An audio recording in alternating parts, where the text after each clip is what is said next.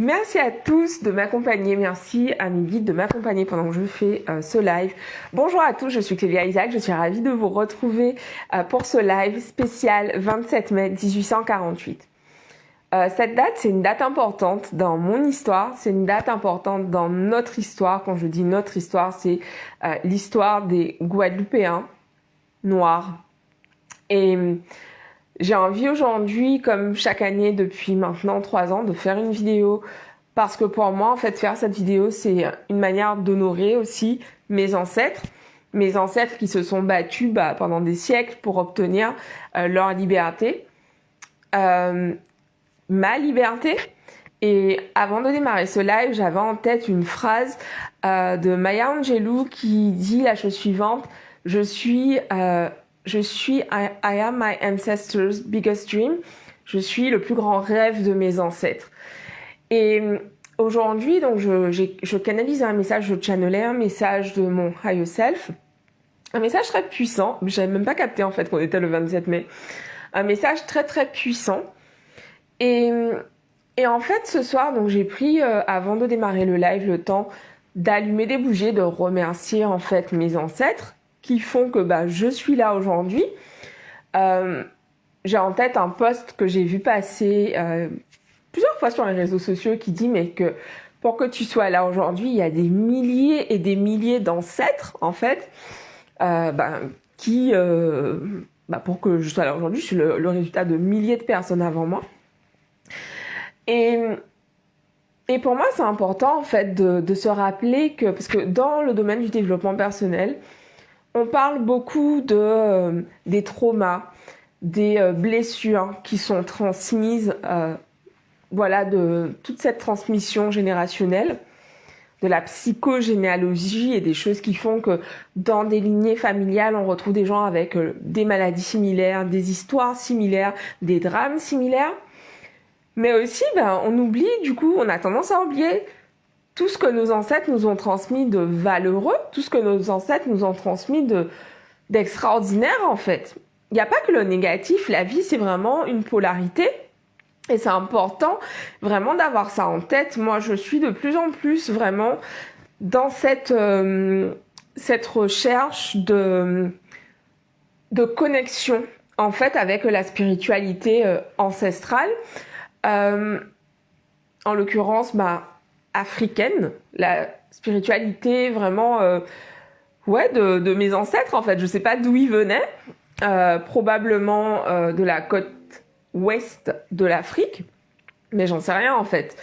Et du coup, pour moi c'est vraiment une date importante, non pas parce que c'est une date qui a été fixée par l'État français à l'époque, et j'insiste aujourd'hui vraiment sur le fait que c'est pas on leur a pas donné leur liberté à ce moment-là. C'est une liberté qu'ils ont arrachée après des siècles de lutte. Et aussi j'ai envie d'insister parce que quelqu'un m'a posté ce commentaire cette semaine sur une vidéo que j'avais faite il y a 2 ans qui disait que tes ancêtres n'étaient pas des esclaves, ce sont des personnes qui ont été mises en esclavage. Et depuis cette année, ça fait une bonne année en fait que justement je remonte en fait. Ok, mais et avant ça, qu'est-ce qui se passait? Et je me documente de plus en plus. C'est ça aussi qui me donne envie de me reconnecter à cette spiritualité ancestrale. J'ai envie d'en savoir plus. J'ai vraiment ce désir de connaître plus de choses, de communier en fait avec cette sagesse et cette spiritualité dont je ne sais rien. Enfin, très très peu de choses pour le moment. J'écoutais cette semaine un chant à Oshun, qui est une déesse Yoruba, et je me faisais la réflexion qu'en fait, moi en tout cas, je n'ai pas la connaissance en Guadeloupe de chants similaires en fait. Je me disais, mais tiens, on a le gros cas, mais est-ce qu'on a, d'ailleurs, si toi tu es au courant, je suis curieuse de savoir, vraiment, partage-moi dans les commentaires. Est-ce qu'on a des chants comme ça en fait à des divinités africaines, parce que du coup pour moi je suis vraiment ouverte spirituellement. Ça veut dire que je prends ce qui fait sens pour moi dans la spiritualité chrétienne, dans la spiritualité hindouiste, puisque c'est une spiritualité qui me parle. Là, je dis ça, j'ai Ganesh qui est juste à côté de moi. Voilà, c'est pas du tout, j'ai pas du tout été élevée dans un environnement dans lequel on m'a initiée à la spiritualité hindouiste, mais ma grand-mère était indienne et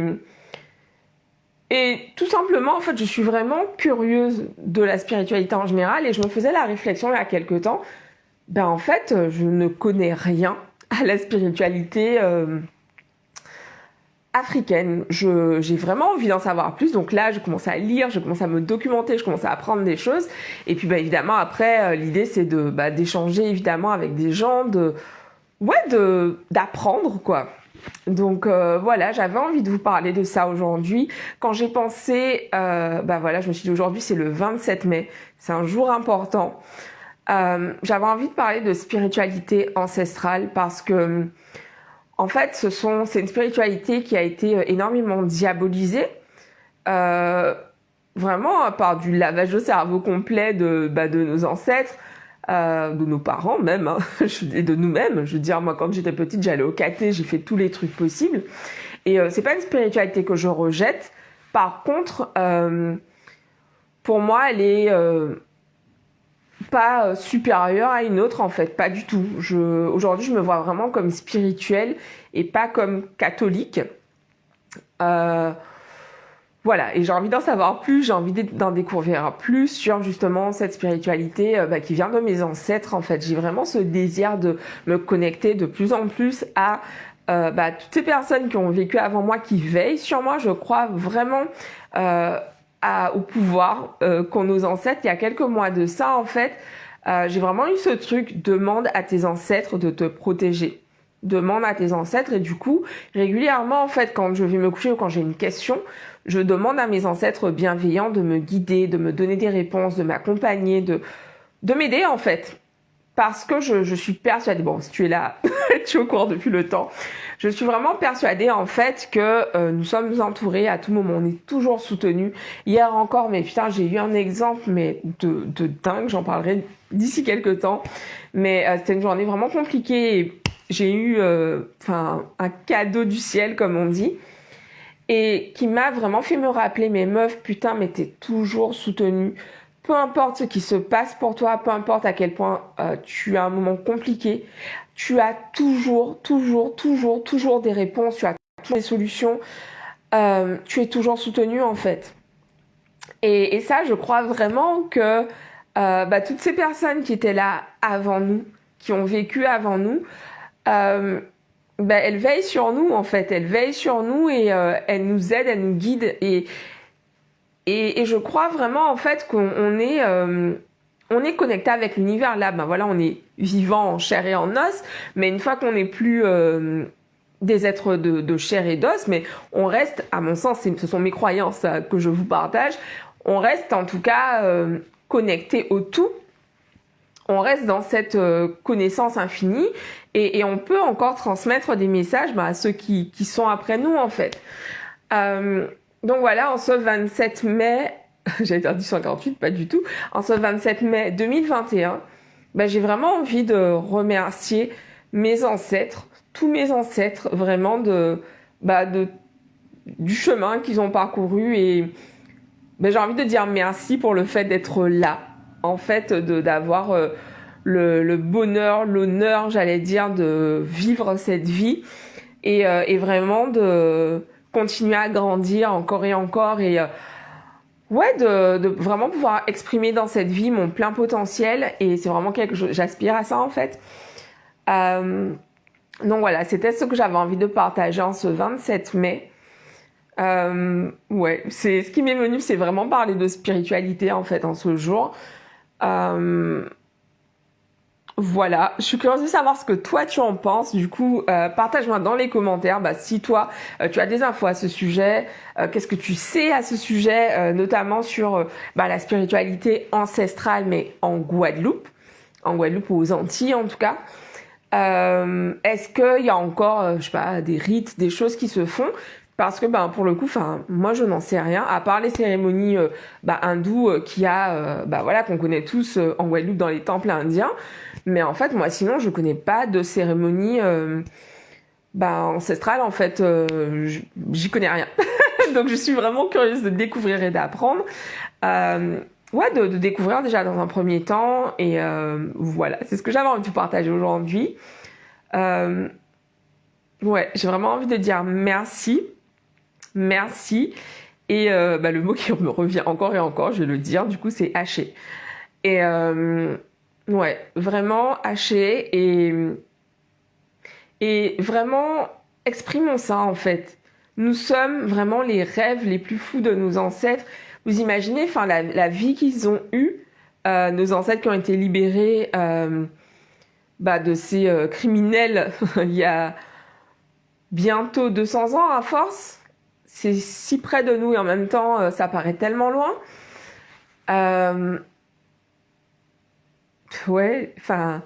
Vous imaginez, ils nous regardent aujourd'hui, ils se disent putain, gadeyo tiboué, gadeyo, tiboué, il like up à la caméra, bite baile quoi.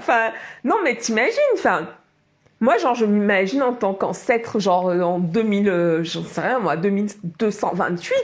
Mais je serais tellement fière de voir... ça y est, je pars dans un truc.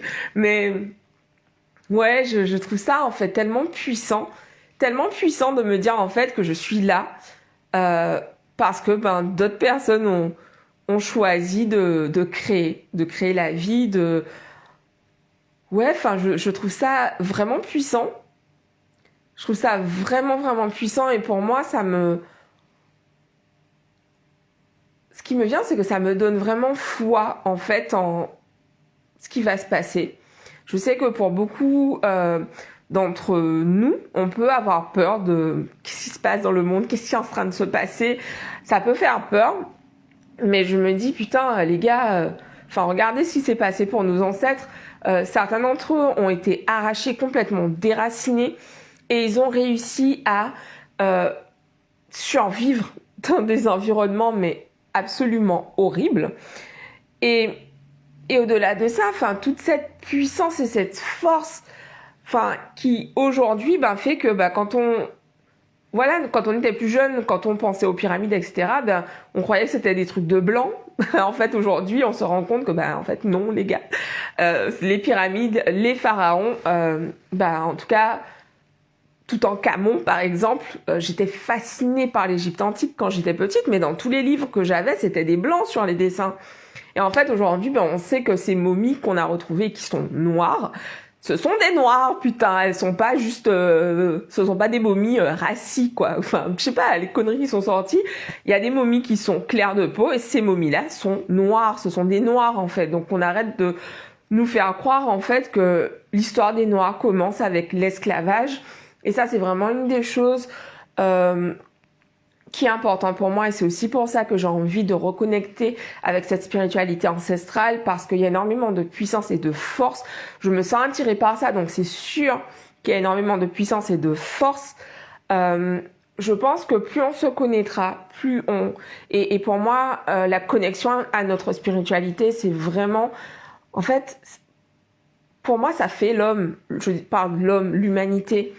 Ça fait l'homme en fait, cette connexion, le fait de savoir, de comprendre comment nos ancêtres fonctionnaient, priaient, s'adressaient en fait à l'univers et communiquaient, surtout toute cette force qu'ils avaient, toutes ces connaissances qu'ils avaient en fait.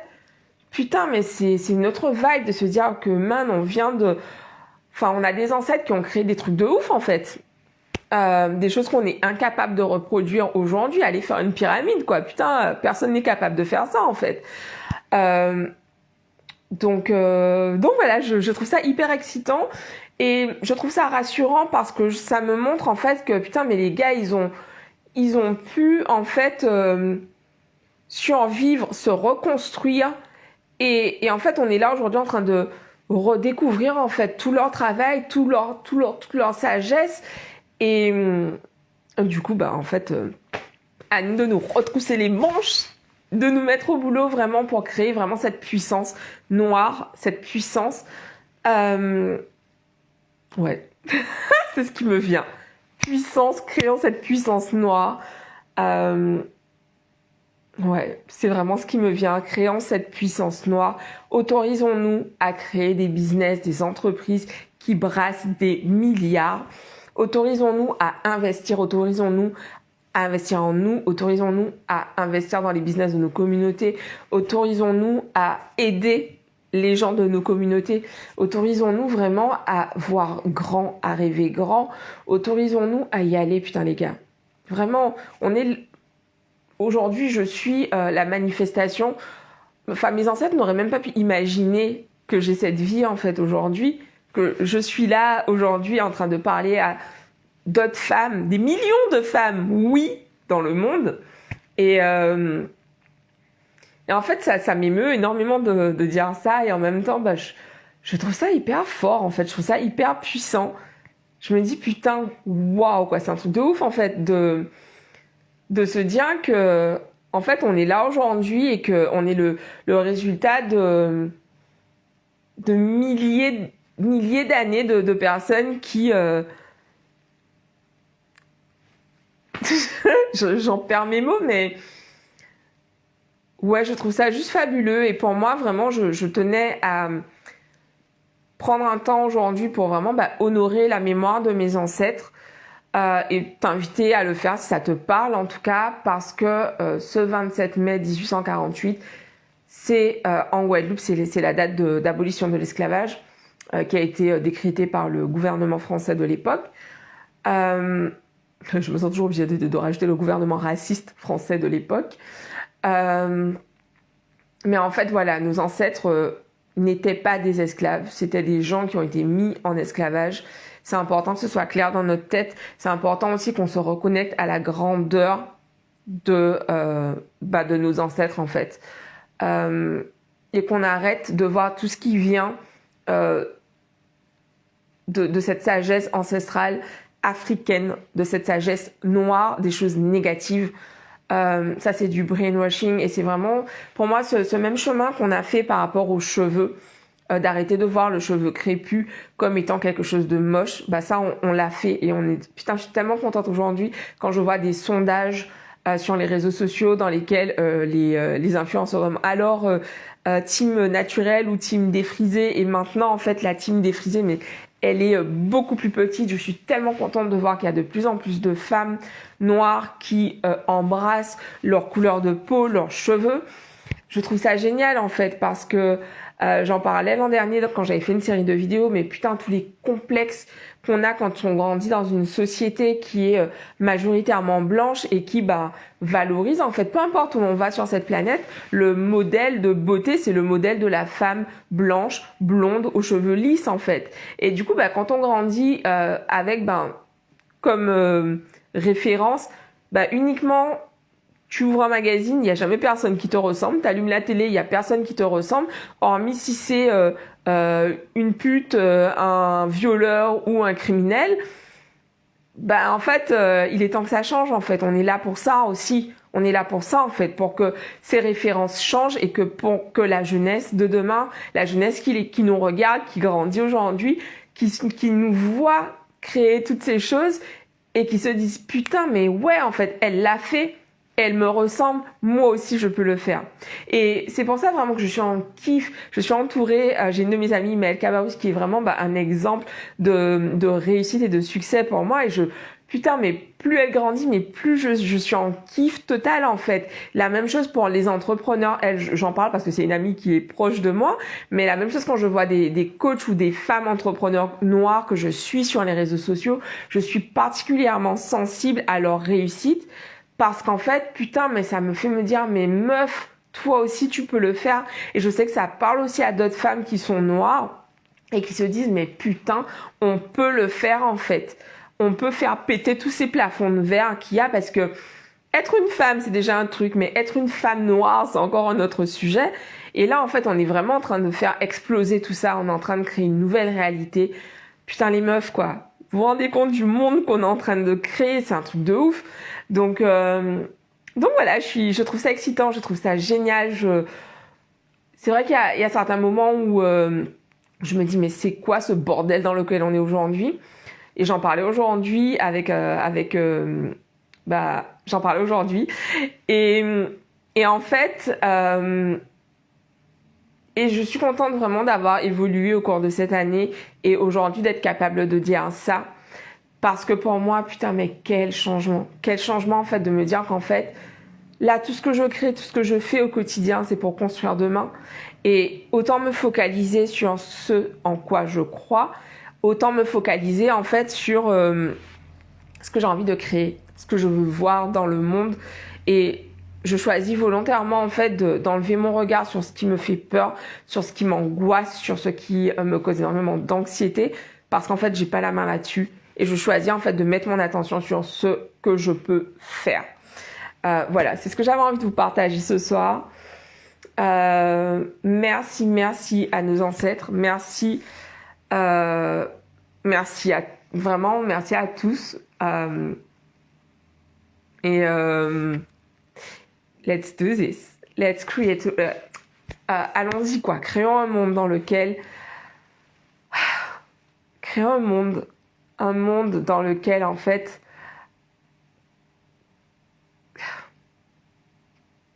créer un monde de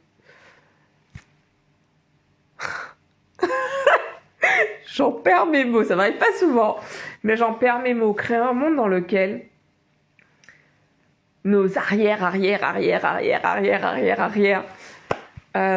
petits-enfants seront heureux de vivre et un monde pour lequel ils nous remercieront. Parce que à quel point, peu importe à quel point le monde, parfois je le trouve fucked up, mais putain, qu'est-ce que je suis contente d'être là aujourd'hui. Qu'est-ce que je suis contente d'être libre. Qu'est-ce que je suis contente, putain. Et cette liberté, c'est vraiment quelque chose que je nourris intensément. C'est une de mes valeurs, mais très très forte, la liberté. C'est pour ça que je suis entrepreneur, on va pas se mentir. Et en fait, cette envie de me dépasser, cette envie vraiment de créer de la grandeur dans la communauté noire, je suis persuadée en fait que ça m'est insufflé par mes ancêtres, par ces personnes qui ont vraiment envie qu'on reconstruise en fait cette grandeur noire. Donc voilà, je vous embrasse, je vous dis à demain pour un nouvel épisode du Create Magic and Receive Challenge. Je le disais en début de live, aujourd'hui je me suis fait un channeling. C'était la première fois que je m'en faisais un. D'habitude j'en fais pour les autres, mais je résiste beaucoup. Je ne m'autorisais pas à le faire pour moi et putain c'était lourd. C'était lourd, c'était puissant. Voilà, j'en parlerai ultérieurement, mais ouais, je me sens vraiment ancrée ce soir. Je me sens vraiment ancrée et ouais,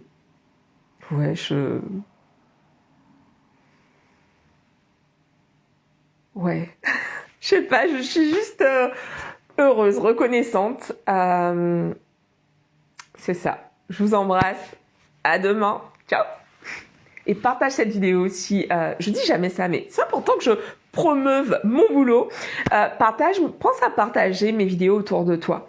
Qu'est-ce qui se passe quand tu partages mes vidéos? En fait, l'algorithme, en gros, montre les vidéos à plus de personnes. Tu veux pas garder ça pour toi. Mon contenu est excellent. Donc, partage mes vidéos autour de toi. Merci pour ceux d'entre vous qui le font déjà. Merci pour ceux d'entre vous qui commentent, qui like, qui me font des retours. C'est important, en fait, pour moi, ça me nourrit d'avoir des échanges, d'avoir des retours de votre part.